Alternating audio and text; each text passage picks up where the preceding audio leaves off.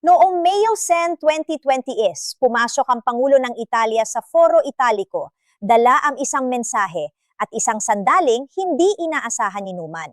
Si Sergio Mattarella, na nakasaksi sa hindi mabilang na makasaysayang mga kadanapang pampalakasan, kabilang ang World Cups at Olympic Games, ay nasaksihan ang buong saklaw ng tagumpay at dalamhati sa esport ng Italia.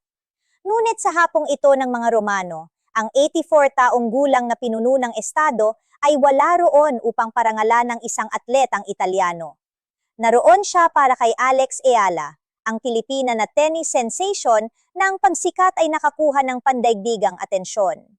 Habang nagpapagaling pa mula sa pinsala sa bukong-bukong na nantapos sa kanyang pagtakbo sa paligsahan, tahimik na nakaupo si Eala sa royal box nang lapitan siya ng Pangulo. Agad na nag-zoom in ang mga kamera.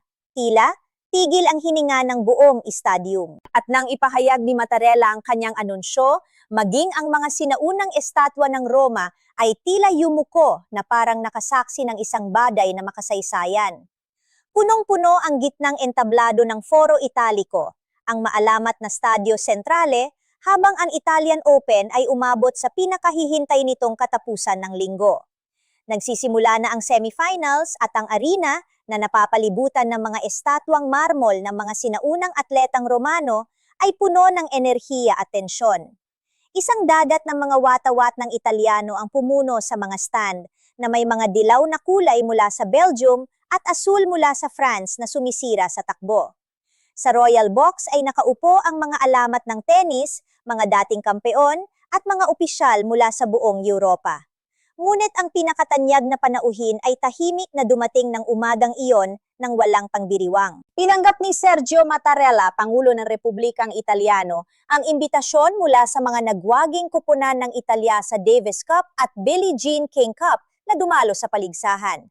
Nakipagkita siya kay Jannik Sinner at iba pang mga bituin ng tennis sa Italiano sa Quirinal Palace ilang araw lamang ang nakalilipas. Ayokong makita bilang isang uri ng anting-anting dahil hindi ako ganoon, aniya. Ngunit ang kahalagahan ng aming mga manlalaro ng tennis, kapwa babae at lalaki, ay nagbibigay daan sa amin na abangan ang Italian Open ng may panibago at matatag na kumpiyansa. Ngayon, nakaupo si Mattarella sa unang hanay ng Royal Box, pinapanood ang laban ng may tahimik na intensidad ng isang lalaking nakakita ng kasaysayan na naganap sa loob ng 8 dekada. Pagkatapos, habang nagpapalit ng posisyon, may pumukaw sa kanyang atensyon. Sa kabilang bahagi ng Royal Box na bahagyang nakatago sa likod ng isang marmol na haligi, nakaupo ang isang dalaga na ang kaliwang bukong-bukong ay nababalot ng compression bandage. Wala ang kanyang muka sa mama-screen ng estadium. Hindi inanunsyo ang kanyang pangalan. Ngunit ang mga bandila sa paligid niya, pula, puti at asul, ay hindi Italiano. Ang mga ito ay Pilipino. Si Alex Eala ay isang 20 taong gulang na Pilipina na mandalaro ng tennis na nagsanay sa Rafa Nadal Academy at mabilis na tumataas ang ranggo sa pandaigdigang ranggo. Sa kanyang pulso ay nakapatong ang isang pulseras na dating ibinigay sa kanya ni Roger Federer. Sa Italian Open na ito, ang kanyang pagtakbo ay talagang pambihira. Binahan ng mga watawat ng Pilipinas ang Foro Italico. Ang mga hiyawan ng laban Alex na nangangahulugang lumaban Alex sa Filipino ay umalingaw-ngaw sa mga sinaunang estatwang marmol na nagparamdam sa Foro Italico sa loob ng isang maikli at tahanga-hangang linggo na parang pangalawang tahanan ng mga Pilipino. Ngunit ang kanyang kampanya ay natapos sa dalamhati. Isang grade 2 ankle sprain na natamo niya noong ikatlong round ng kanyang laban-laban kay world number 2 Elena Rybakina ang nagtulak sa kanya na umatras. Walang tropeo, walang final, walang victory lap, at nayon, tahimik siyang nakaupo sa Royal Box. May benda sa bukong-bukong, tapos na ang torneo. Pinapanood ang iba na nakikipagkumpetensya kung saan inaasahan niyang makakalaro pa rin. Si Sergio Mattarella ay hindi isang taong padalos-dalos. Ang 84 taong gulang na Pangulo ng Republikang Italiano ay gumugol ng kanyang buhay sa serbisyo publiko, nakikipagkita sa mga pinuno ng estado at nagtatalumpati sa mga nagkakaisang bansa. Sinusukat ang bawat galaw. Maingat na pinipili ang bawat salita. Ngunit sa hapong Romanong ito, may ginawa siyang hindi inaasahan. Tumayo siya mula sa kanyang upuan. Agad na naging tensyonado ang mga detalye ng seguridad. Nagpalitan ng mabilis at hindi tiyak na sulyap ang mga opisyal ng paligsahan. Ang mga kamera sa telebisyon na dating nakatutok sa isang pensyonadong baseline rally ay biglang umikot pataas patungo sa figura ng Pangulo. "Sino yan?" tanong ni Matarela sa opisyal ng paligsahan sa tabi niya. Yumuko ang opisyal. "Senyor Presidente, si Alex Ayala po yan. Taga-Pilipinas siya. Napilitan siyang umatras sa paligsahan matapos mapinsala ang kanyang bukong-bukong." Dahan-dahang tumangmo si Matarela. Nabalitaan na niya ang tungkol sa kanya. Nabalitaan na siya ng buong lungsod, hindi dahil siya ay Italyano, kundi dahil binago ng kanyang presensya ang kapaligiran mismo ng Foro Italico. "Gusto ko siyang makilala," sabi ng Pangulo. Naglakad si Matarela lampas sa VIP section, lampas sa mga opisyal ng Federation, at lampas sa mga tansong bus ng mga Italianong alamat sa palakasan na nakahanay sa Royal Box. Naglalakad siya patungo sa isang dalagang tahimik na nakaupo sa likurang sulok, bahagyang nakatago sa likod ng isang haliging marmol. Tumingala si Alex Ayala. Nanlaki ang kanyang mga mata. Sa kabila ng estadium, muling umalingaw-ngaw ang mga bandilang Pilipino na nakakalat sa karamihan. Ang mahinang hiyawan na naglaho matapos siyang umatras ay nagsimulang bumalik. Mahina noong una, pagkatapos ay lumakas. Huminto si Matarela sa harap niya. Iniabot niya ang kanyang kamay. "Senyorina Ayala," aniya, "isang karangalan ang makilala ka."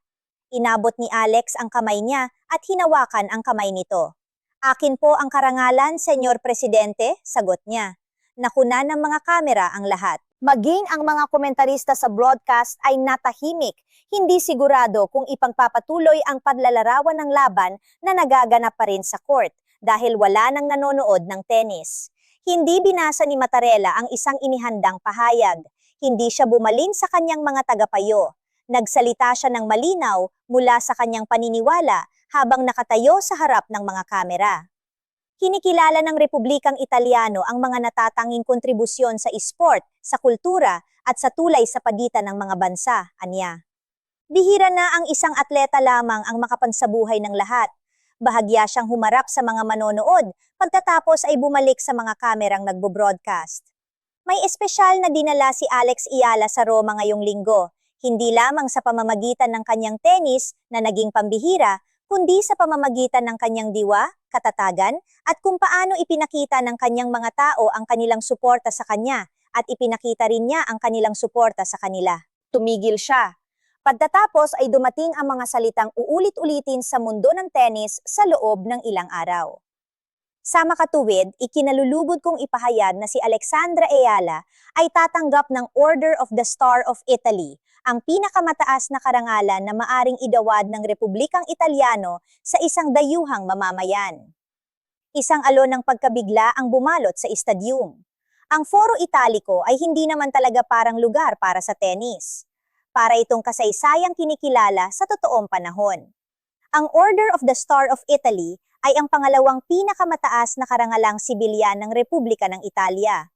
Orihinal na itinatag noong panahon pagkatapos ng digmaan bilang Order of the Star of Italian Solidarity, ito ay binago noong 2011 sa ilalim ni Pangulong Giorgio Napolitano upang ipakita ang isang nagbabagong misyon. Ang modernong layunin nito ay nakasentro sa pagtatabuyod ng imahe ng Italia sa ibang bansa, pagpapalakas ng internasyonal na pagkakaibigan at pagpapalaganap ng palitan ng kultura at kooperasyon sa pagitan ng mga bansa. Ito ay personal na iginagawad ng Pangulo ng Republika kasunod ng konsultasyon sa Konseho ng Orden at eksklusibong nakalaan para sa mga dayuhang mamamayan na nakapagbigay ng pambihirang kontribusyon sa pandaigdigang ugnayan at prestihiyo ng Italia. Sa kontekstong iyon, ang pagkilalang ipinagkaloob kay Alex Ayala ay hindi lamang simboliko. Ito ay tiyak na naaayon sa layunin mismo ng karangalan. Hindi niya ito nakamit sa pamamagitan ng diplomasya o politika, kundi sa pamamagitan ng sport. Ang mga Pilipinong manonood na kanyang naakit sa Foro Italico, kabilang sa pinakamalalaking tagasunod na hindi Italyano sa kasaysayan ng torneo, ay naging isang buhay na pagpapahayag ng kinakatawan ng parangal. koneksyon sa iba't ibang hangganan. At sa mahabang kasaysayan ng Italian Open, si Alex Ayala ang naging unang manlalaro ng tennis sa kasaysayan na nakatanggap ng karangalan. Sa loob ng estadium, hayagang ibinagayway ang mga bandila ng mga Pilipino sa gitna ng mga tao. Mas malakas na bumalik ang mga hiyawan ng Laban Alex, natigilan ang buong Royal Box. Sa loob ng ilang oras, kumalat ang balita sa buong Pilipinas. Nagliwanag ang mga headlines sa pambansang media. Sumabog ang mga social platforms sa emosyon, pagmamalaki at kawalan ng paniniwala. Dumagsa ang mga mensahe mula sa buong bansa, mula Maynila hanggang Mindanao. Hindi siya nanalo sa paligsahan, ngunit binabo niya ang pananaw ng Italia sa Pilipinas.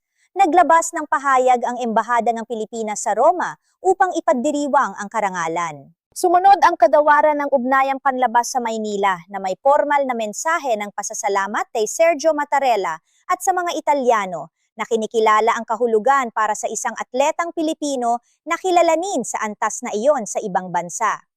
Ang ina ni Alex, si Raza, na nakaupo sa tabi niya nang lumapit ang Pangulo, ay tinanong kalaunan ng mga reporter kung ano ang nararamdaman niya. Wala akong masabi, sabi niya, basa pa rin ang kanyang mga mata. Isa lamang akong ina, gusto ko lang maging masaya ang anak ko, hindi ko kailanman naisip ang ganito. Si Alex mismo ay hindi agad nakapagsalita sa press. Pinoproseso pa rin niya ang bigat ng sandaling yon, ang karangalan, ang mga salita, ang kahulugan ng lahat ng ito. Nang gabing yon, nag-post siya ng isang larawan sa kanyang Instagram story, ang kalangitan ng mga Romano na nakikita mula sa bintana ng kanyang hotel. Ang caption ay ganito, "Pumunta ako sa Roma para maglaro ng tennis. Aalis ako na may dalang isang bagay na hindi ko kailanman maisip. Salamat, mahal ko kayo. Salamat Italy, mahal kita." Hindi iginawad ni Sergio Mattarella ang Order of the Star of Italy kay Alex Ayala dahil nanalo siya sa Italian Open. Hindi niya ito napanalunan. Iginawad ito ni Sergio Mattarella dahil sa kinakatawan nito, koneksyon sa iba't ibang hangganan, kultura, wika.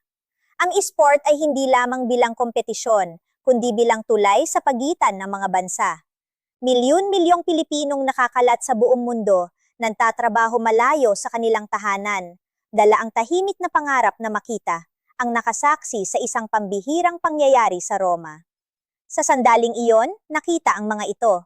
Walang manlalaro, kampeon man o hindi, nagwagi man o umatras, ang naniwan ng marka na katulad ng ginawa ni Alex Ayala sa loob lamang ng isang linggo sa pulang luwad ng Roma. Mula sa isang scholarship sa Rafa Nadal Academy hanggang sa pangkilala mula sa Pangulo ng Italia, ang kanyang paglalakbay ay sumaklaw sa mahigit 11,000 kilometro sa pagitan ng Maynila at Roma at tinawid ang bawat hangganan ng kultura nang walang paghininang pahintulot. Gaya ng sinabi mismo ni Mattarella, hindi lamang ipinagmamalaki ng Italia ang pagtanggap sa inyo, nagpapasalamat din ang Italia na nabago sila ng inyong presensya. Ang tanong ngayon ay simple, ngunit may bigat ito.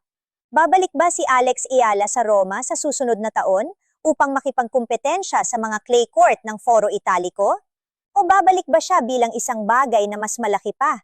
Isang simbolo ng koneksyon sa pagitan ng dalawang bansang pinaghihiwalay ng 11,000 kilometro, ngunit pinanisa ng isang 20 taong gulang na may raketa, pangarap at isang sandali na nagpabago sa silid sa sandaling nangyari ito. Ang nagsimula sa isang sorpresang paglalakad sa isang royal box, isang pangulo na nakapansin sa isang dalagang may balot sa bukom-bukom na tahimik na nakaupo sa likod ng isang haliging marmol, ay naging isa sa mga pinaka-pinag-uusapang sandali sa kasaysayan ng Italian Open. Pumunta siya sa Roma upang maglaro ng tennis. Umalis siya na binago ito. Hindi yon kwento tungkol sa palakasan, yan ay kwento ng tao,